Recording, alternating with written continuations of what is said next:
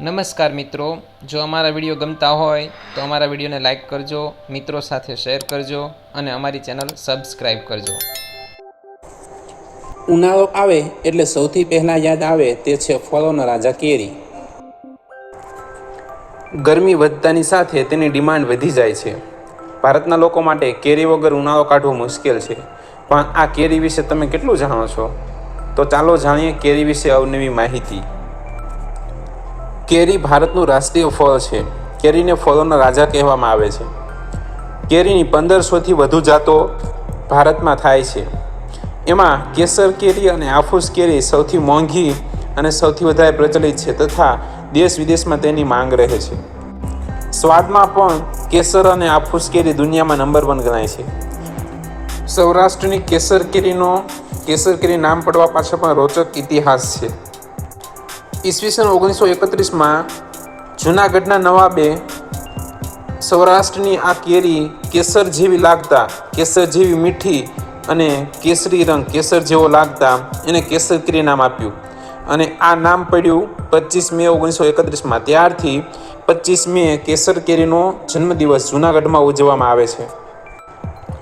કેસર કેરી જૂનાગઢના તાલાલા પંથકની તથા ભાવનગરના સોસિયાની વખણાય છે. ભાવનગર જિલ્લાના મહુવા વિસ્તારની જમાદાર કેરી પણ દેશ વિદેશમાં વખણાય છે. આ સિવાય અન્ય જાણીતી જાતોમાં રાજાપુરી, તોતાપુરી, લંગડો, દશહરી વગેરે પણ કેરીની જાણીતી જાતો છે.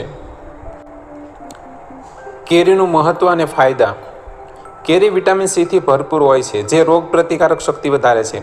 તેમાં ફાઇબર ભરપૂર માત્રામાં હોય છે, આથી પાચન શક્તિ સુધારે છે. કેરીમાંથી જરૂરી ઘણા બધા પોષક તત્વો મળે છે, આથી ઉનાળામાં સ્વાસ્થ્ય જાળવવા કેરી ઉત્તમ ખોરાક ગણાય છે. કેરીના ફાયદા ઘણા છે એમ પણ નુકસાન પણ છે.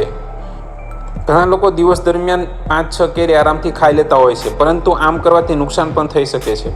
વધારે પ્રમાણમાં કેરી ખાવામાં આવે તો શરીરમાં સોજો, પેટમાં દુખાવો, અલ્સર અને અપચાની સમસ્યા થઈ શકે છે. કેરી જો કેમિકલથી પકાવેલી હોય અને બરાબર સાફ કર્યા વિના ખાવામાં આવે તો હાનિકારક તત્વો પેટમાં સમસ્યા કરી શકે છે.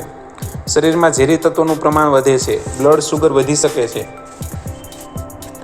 કેરીનો રસ બજારમાંથી તૈયાર પણ ન લેવો જોઈએ. કેરીના ભાવે બજારમાં મળતા રસમાં ભેળસેળ કરવામાં આવે છે. સક્કરટેટી, પપૈયા, જોખમી રંગ અને એસેન્સ જે સ્વાદ માટે ઉમેરવામાં આવે છે. આ બધું મેળવી અને બનાવવામાં આવતો રસ આરોગ્ય માટે હાનિકારક છે, જે કેન્સર અને બીજા રોગોને નોંધે છે. ઉપરાંત કાર્બાઇડ અને કેમિકલ ઇન્જેક્શનથી પકવેલ કેરી પણ ભયંકર રોગોને જન્મ આપે છે. આથી આપણે ઘણી સાવચેતી રાખીને વધારે પ્રમાણમાં એકસાથે કેરી ન ખાવી. દિવસમાં વધુમાં વધુ 3 કેરી જ ખાવી.